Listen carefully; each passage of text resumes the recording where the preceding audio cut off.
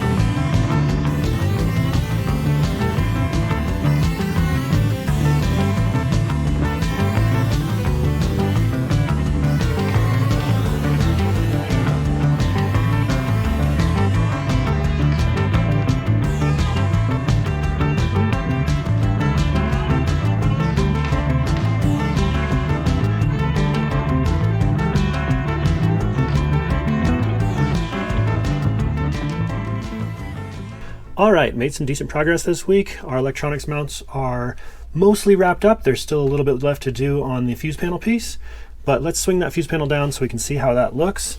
Sorry about the noise here. But this fuse panel comes down where we can see it. I have to get some quick release fasteners, as I was talking about, that I still have to mount for that. But we can get to our fuses pretty easily if we do that. It would be just reach under the dash, pop those off, swing that thing out, and we can get to it. We'll leave enough slack in our wiring for the movement of the fuse panel here, but I think this is going to work well in the limited space we have.